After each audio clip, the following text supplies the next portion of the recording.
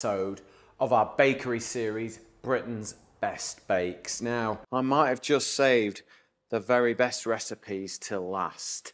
Today, we're going to make the most delicious Chicken Kiev pie. So all the lovely things about a Kiev, all the garlicky, the butteriness, chicken, pastry, breadcrumbs, but in a pie. It's going to be delicious. And then, before that, I'm going to reinvent the Cornish pasty. I'm not going to meddle too much, but I am going to make it even better.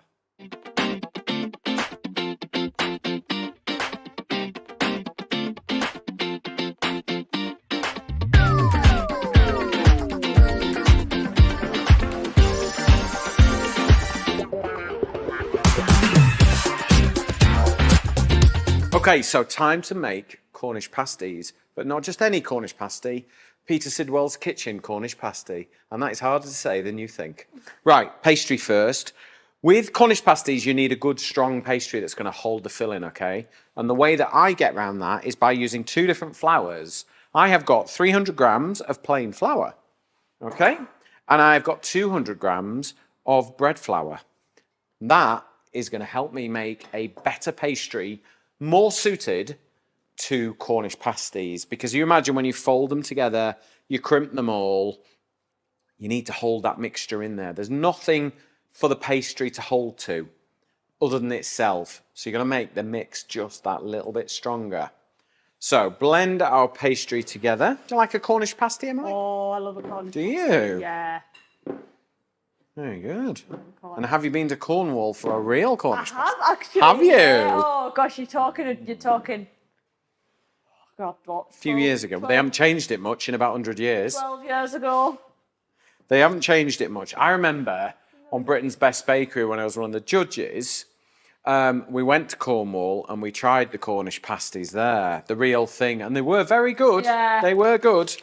Yeah, I know. Yeah, maybe a little bit less ago, but I remember trying them. Oh, they were delish. Right. In with 250 grams of butter. So this is a 2-to-1 ratio, which is pretty standard for pastry. 2 parts flour, 1 part butter, margarine, whatever you choose, lard even if you want to. Okay, so we've got our butter in there, fingertips, okay? Don't be wading your big fat hands in there and melting that butter. Use your fingertips, they're the coolest part of your hand, and just rub the flour and the butter until you get like a nice crumbly texture. Now, I want to make this pastry awesome. So I've added a tablespoon of dried onion powder to this. And that's going to give me a really nice kind of savoury pastry. Because I always kind of think pasties and things like that are really, really good. But you kind of, it's never about the pastry, it's always about the filling. And I want it to be about the pastry and the filling. And I wanted them to all work together really, really well. And I think onion powder just gives that real savoury hit to things like breads and pastries and savoury crumbles, things like that. It's like a really underused spice. Yeah. It's not really a spice, but you find it in the spice rack, don't you, in the supermarket. Onion powder, it's really, or dried onion flakes, brilliant for adding into. I like using dried onion flakes. I use it on, like if you grind salt and pepper and thyme and onion powder together, it's an incredible savoury seasoning for like putting on chicken or steaks and things like that. It really has got its use. And it just gives that real savoury hit to things. Right, can you see that now, Emily? Yeah. Got a proper crumble texture there. You could put that with a bit of sugar on your apples and have a lovely apple crumble, couldn't you? But we're not. We're going to make an epic pastry. Okay, so what I'm going to do is I'm going to season it up with a little bit of salt. Okay, and then a little bit of white pepper. If I can find it. Yes, I can find it. Why white pepper? Otherwise, you end up with big black flecks running through your pastry. Oh. And if you're not bothered about that, that's absolutely fine. But white flour, white ground pepper, and if you use ground black pepper, it makes your pastry a bit grey. Oh. Grey food's not good. Emily's surname is Gray. Right. Make a little well in the middle. And then ice cold water. If you haven't got ice, make sure you've got fridge cold water. And then you want a metal spoon. Don't use a wooden spoon and don't use your hands. And just stir it together. Okay? And then you'll need to add a little bit more water and continue to stir. Just a little bit more cold water. It's very much about eye. And again, warmth of where you are. You know, you might be in a really warm kitchen or a cold kitchen. So what I'm going to say to you is add enough water to bring the dough together. It's probably like 3 or 4 tablespoons at the moment. And I can feel, if I go like this, I can feel it's like, do you see how it's coming together? Yeah. That's enough. So all you need to do is just grab a bit. And if it squeezes into a ball of pastry, that's enough water. Stop. Put that to one side, and then out we go. Now, normally with pastry, you would barely knead it or mix it together because you want it nice and short and buttery and crisp. But with Cornish pasties, it needs to be strong. So we need to develop a bit of that gluten from the bread flour. So as if you were making a loaf of bread, just knead and work and bring all the bits of crumbs together. Clean your worktop. You see, just sort of catch all those little bits. Just grab it. There we go. There we go. Right, and then I'm just for like 30 seconds. Now, normally, I leave it, rest it, go put it in the fridge, then come back and then do it. But we're just going to work it a bit more so that it's capable of doing the job we want it to do. Okay?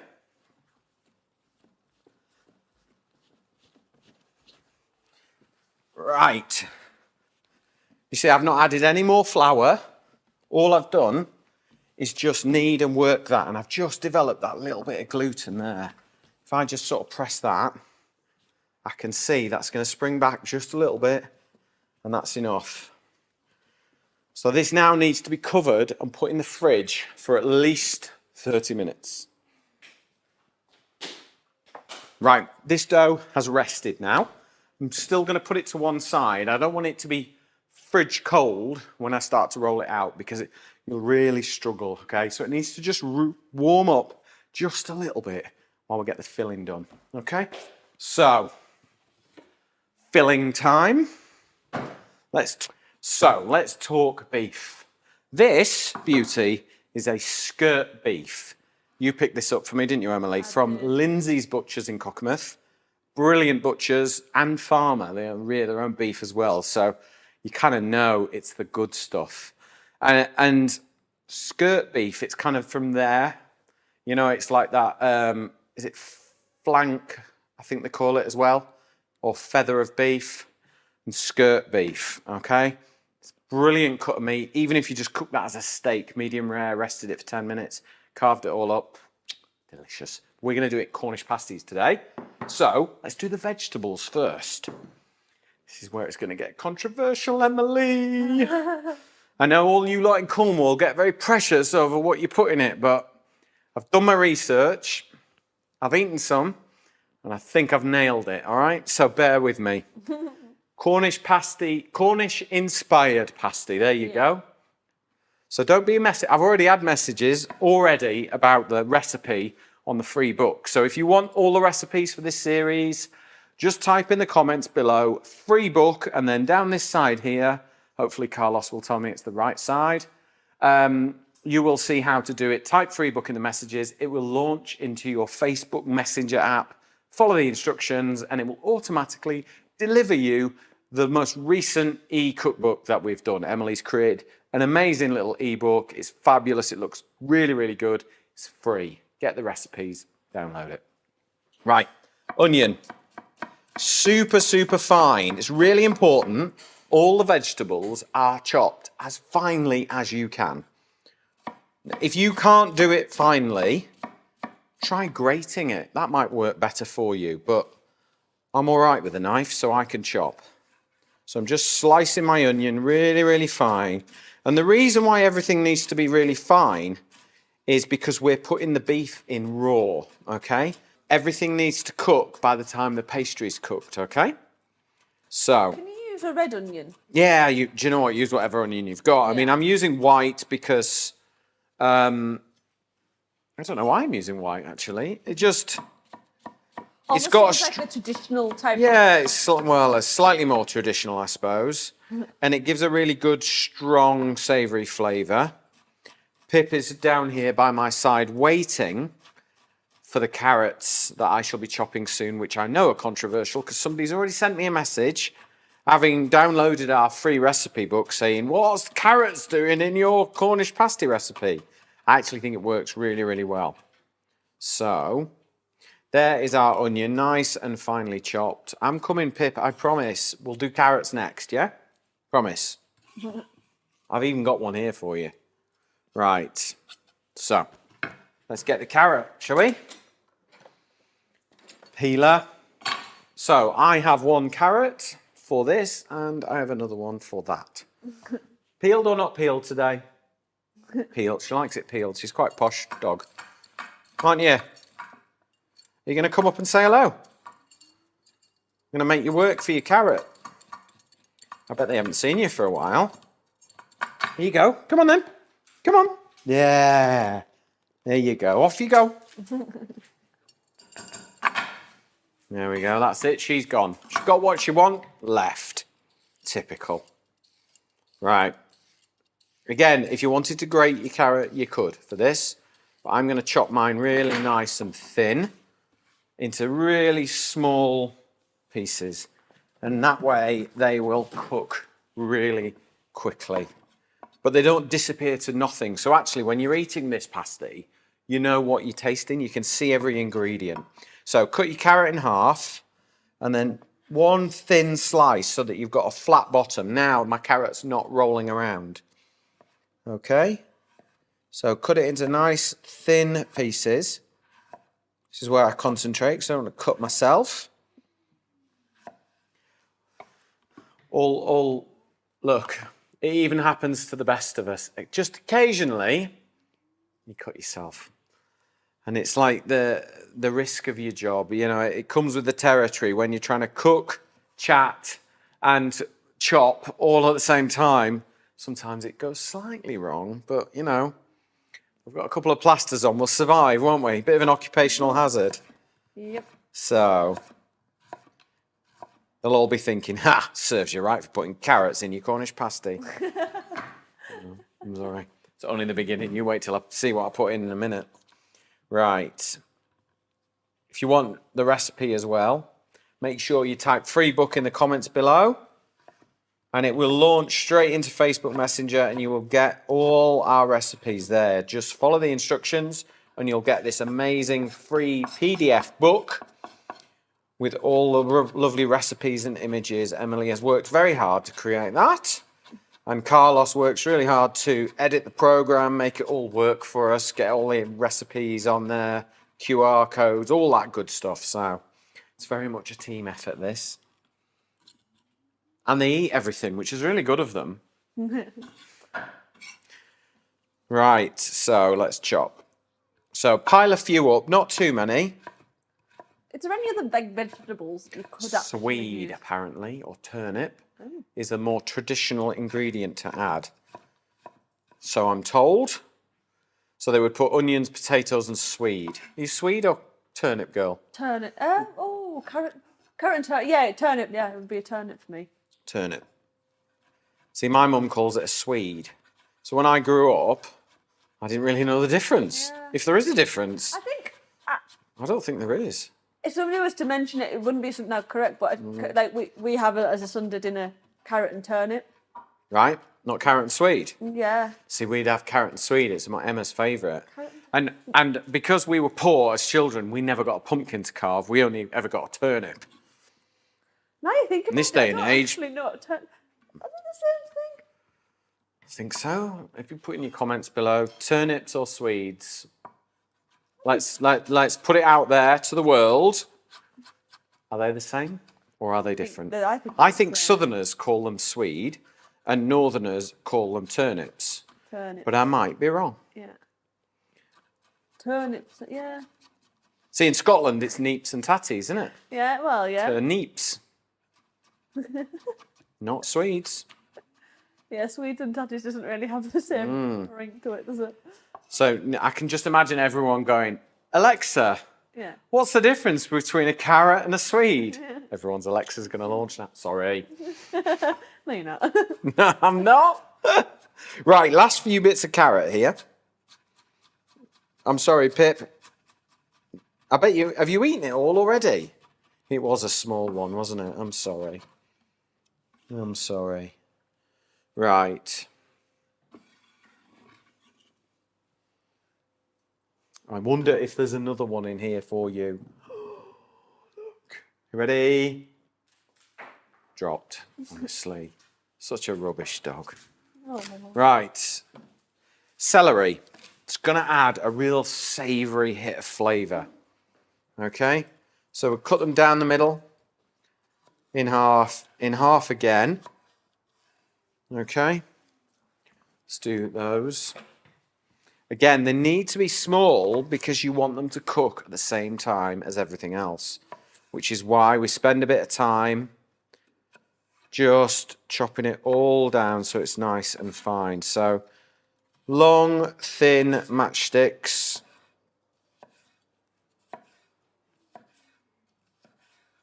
Group them all together and then just run your knife through.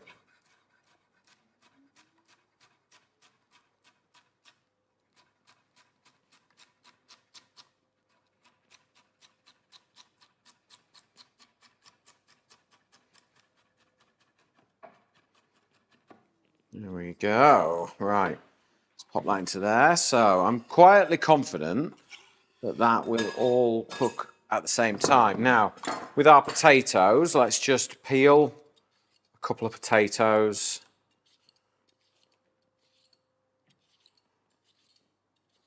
It's just not as much fun as peeling an apple or potato. There's no challenge.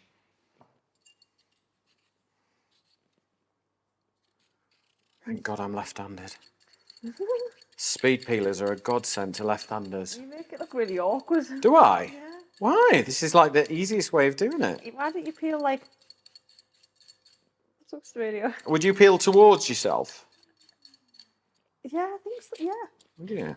I wouldn't peel away from myself with a white. Well, we can always swap roles, you know, if you want. All right, thanks. No, not fancy it. Right, peeled potato. Cut in half, cut in quarters. Long ways, okay? Same with that one. Now, potatoes, slightly different texture, depth, density, so they'll cook differently. So all we're going to do is chop them super thin, like wafer. You know, you could almost peel them into the mix if you wanted to, so that they cook at the same time, because there's nothing worse than great big chunks of potato in there that aren't cooked. So make sure, I mean, really thin. Can you see that, Emily? Yeah. Like really thin.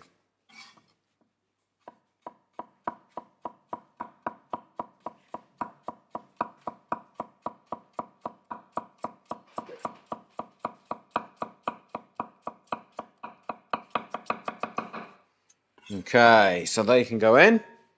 And then we are going to turn our attention to the flavourings in a minute. I'm just going to leave those for now. Okay, right, so we've got our ingredients here. So we've got potatoes, carrots, onion, and celery. You know, a good solid base of flavour. Now, let's beef it up. Let's add our friend, the OXO cube, all right? So it means that we can just get an oomph of real beefy flavour, okay? You can use any stock cube you like, but I just find for this job, I love a good OXO cube in there. So crumble it up. Try not to make too much mess like I do.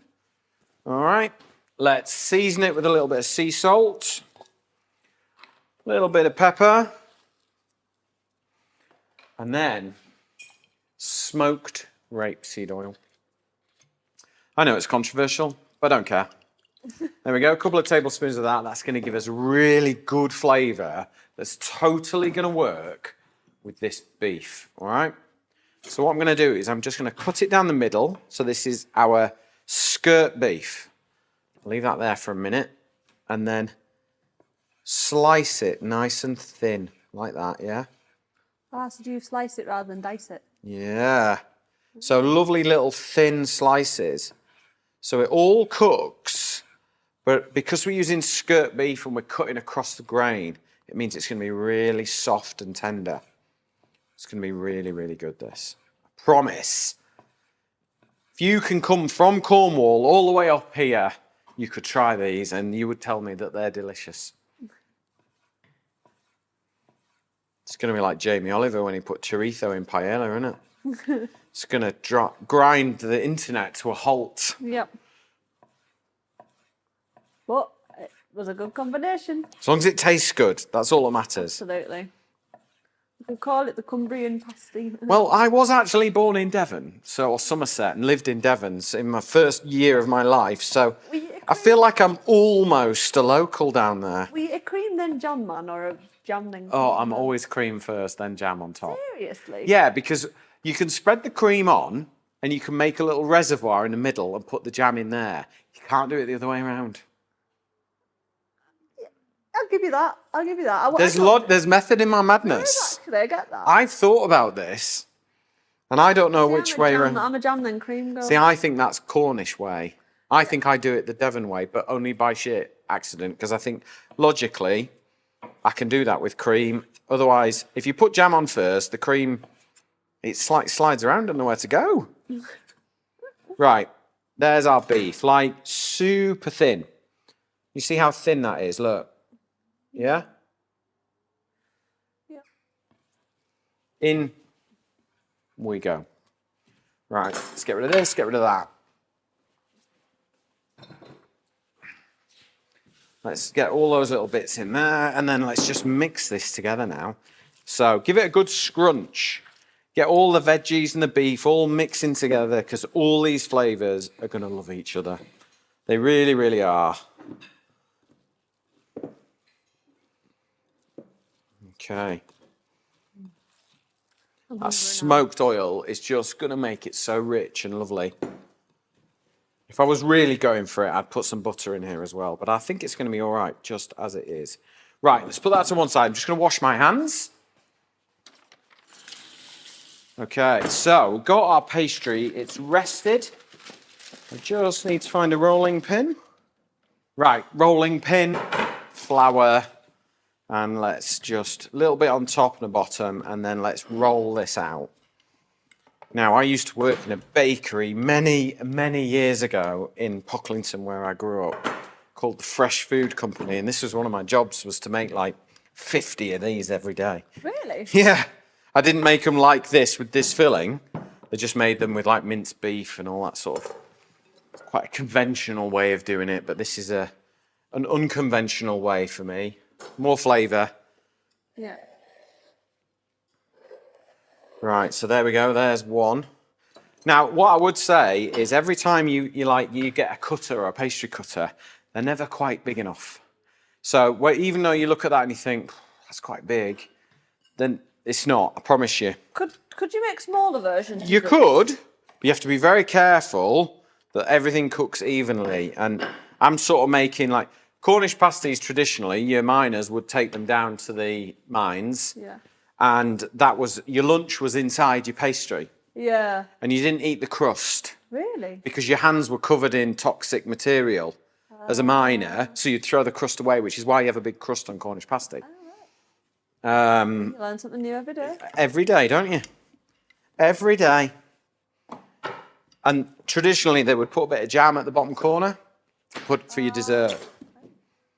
And then in the Midlands, they have something called a trencher, which is like a long, thin version. It's half and half, isn't it? Yeah, so you put meat and beef in one half and jam in the other, and you seal the end, and it's like a big, long sausage roll. Oh, wow. And I think it's called a trencher. Yeah. It's from the Midlands, I think.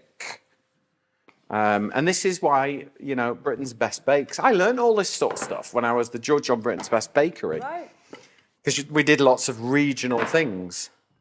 Because the sort of people had sort of lost focus on the traditional bakes.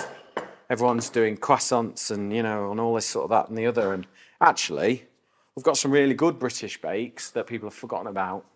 which is why we ended up doing this series, because we thought, you know what, let's take the traditional and make it more relevant to today's kind of palate and things like that. So One thing I think we're good at as a country is bakes, whether it be savoury or sweet. bakes, we are good at bakes, aren't we, Emily? Well, British Bake Off, I mean, it's an absolute phenomenon, isn't it? Yeah. And people all over the world know about Great British Bake Off. It's been a massive hit. Right, so I've made 4 while we've just been chatting. So there we go. I've got 4 decent sized pieces of pastry. They're about 1/2 centimetre thick. Okay, right, let's get an egg. We'll beat an egg just to get this all to stick together. But not just an egg. We're going to get some flavour and colour in. So I've got a little bit of French mustard. So it's like your hot dog mustard. You could put English mustard in if you want, but it's like blooming rocket fuel. It's so spicy. English mustard. If you love mustard, put English mustard. You could put a bit of mustard powder in if you want. You'd hear the gasps of you putting mustard in. Oh, I know. So like that hot dog mustard's kind of the right colour and it's got a mild flavour. You could put Dijon in if you wanted. You don't have to put it in if you don't like mustard, but it's just another layer of flavour. So egg wash 1/2 of your pastry circle. Don't do but all the way around with egg wash, okay? Never do all the way around because when you fold it over, it just slips like that. Whereas if you do 1/2 dry onto wet, it'll stick it together, okay? So here we go.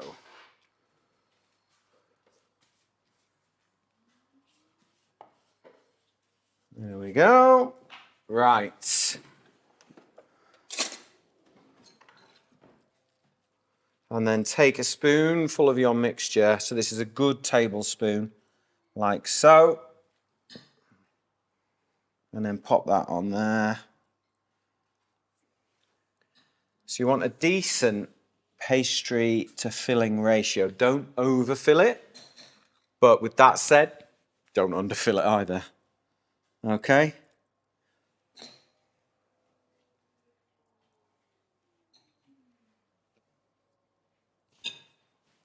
Okay, right. Now it's time to seal them up. So just fold over and just seal it shut to begin with. So just run your fingers around and just crimp it shut. And then establish your shape like so. Okay. And then we will try and crimp this as best we can. So you fold it and then you fold the next bit and then the next bit, and each time you twist, okay? So you twist, and you twist, and you twist, and as you twist it, it seals up the previous one. Can you see that all right, Emily? Yeah. I know there's a lot of hands in there, isn't there? Oh, leave it there? Yeah. Yeah. So that's kind of twists it up, and that becomes your crust that holds everything in together. So I'll just do all the others. And then we'll get these egg washed and in the oven. Right. Okay, so turn. Watch your head. Sorry. It's really hard to do and show, and it's an incredibly sort of, it's quite a tactile thing, and you just kind of do it. Yeah. It's quite hard to explain. So you just kind of finger there, twist, twist. I mean, ultimately, as long as you seal it shut, I don't care. It's just about sealing it up. And I could even show you a different alternative way to seal this one up. Can we see that one? Yeah. So finger and thumb and just do that. You could do it that way as well if you wanted to. And that will, a bit more like a pie would be. Seal it up. And there we go. Let's transfer these onto a baking tray.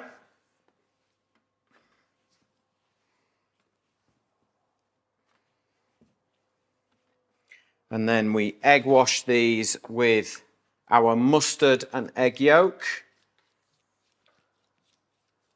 So we've got more mustard. It's going to work with beef so well.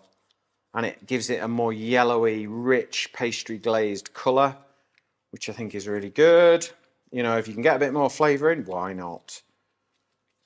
These will actually freeze at this point as well if you wanted to, so you could make more than you need. So once they're fully glazed up, really important now, little hole in there, because if you don't let the steam out, because there's moisture in there, which means as it heats up, steam's going to come out. If you don't let it out from a hole that you make, it will find a gap somewhere, and that's when your pastry will burst. So 175 degrees in the oven. I think these will take about 25 minutes. Cornish pasties have baked 170 degrees. They are golden, crispy, and bubbling. Look at those. Can you look at the bubble there? Can you see that, Emily? Oh, yeah. Proper Cornish pasty. A thing of beauty, I think. Have you had a Cornish pasty before, Carlos? I had a few times. You're driving on the garage, on the motorway. Oh, they're not Oh, Carlos. Not a proper pasty. Right. Here, look. You've got a lot to learn, my friend. You have. That's like saying you've been to Greg's for a sausage roll. Yeah. Honestly. Or to England for a paella. Yeah. Oh, way up. Right. Do you know what? The smell of like pastry and gravy, because of all the natural juices in there, it just makes my mouth water. Do you find it weird that people put these with tomato sauce? Highly offensive is what I find that. Don't even go there, Greg. I don't. I find it disgusting. You're damn right you're not going there. Why do people? Why would you put that with gravy? Tell you what I would put in it though. Do not say brown sauce. No. No. Right, let's cut this open and have a look, and then I may well show you how to make a slight, beautiful addition to it. Right, which one? No. Yeah. Go. Now? Yeah. Okay. Right, I'll cut this one open so you can see what's going on. Look at that. Ooh. That is a proper pasty. Let me just introduce Emily to an addition. No. A hint of Worcestershire sauce. Do Let's not give just that to pop a me. little bit on there. Ooh. There you go, Emily. Thanks. Try Worcester sauce on it. I promise you, Carlos, you will, won't you? You just ruined my Cornish pasty. I have not. You just, yeah. There you go. Pass that to Carlos. You two need to make some eating noises. I shall cut this one open and have a little try. Look at that. And you can see in the pasty there, can you see that, Emily? Yeah. The beef is completely cooked. All the vegetables will be cooked at the same time. I'm just going to cut into a slightly smaller piece because I have to eat this in front of camera. But do you know what? I'm going in with the Worcester sauce. I should have put that inside in the middle. The things I do for you. That's nice, that. That is a damn good pasty, Cornish or not.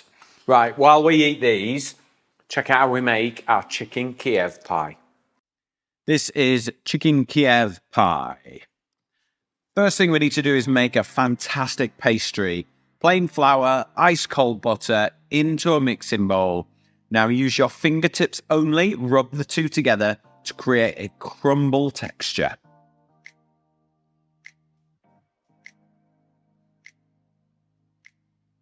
Pour in the ice cold water and using a metal spoon, stir it together until it forms a soft ball of dough and then put it in the fridge to rest. Now, for the filling, crush your garlic, remove the skin, add a little bit of salt and just grind that garlic down to a paste. Then chop your tarragon and your parsley on a chopping board. Take your chicken thighs and slice into pieces. Drizzle the chicken with a little olive oil and season with salt and pepper. Preheat a shallow pan and add the chicken. Cook until golden, then add the garlic. In with a nice bottle of rosé wine. Bring all those lovely flavors together. In with your cream. Turn the heat to a medium and simmer. Add the capers and the herbs and continue to cook. Reduce the liquid by half. Then add in your fresh herbs, and that is your filling done.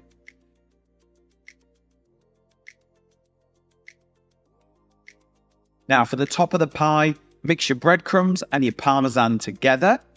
Then take your chilled pastry, roll and line your pastry case.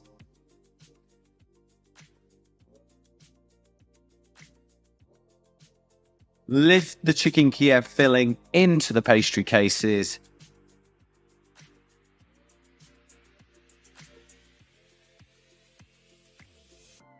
Top the filling with your parmesan breadcrumbs.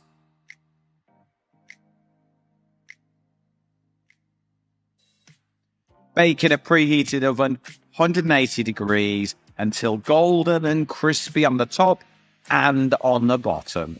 Now you've got an amazing Chicken Kiev pie. Crispy, golden, rich, and full of garlicky goodness.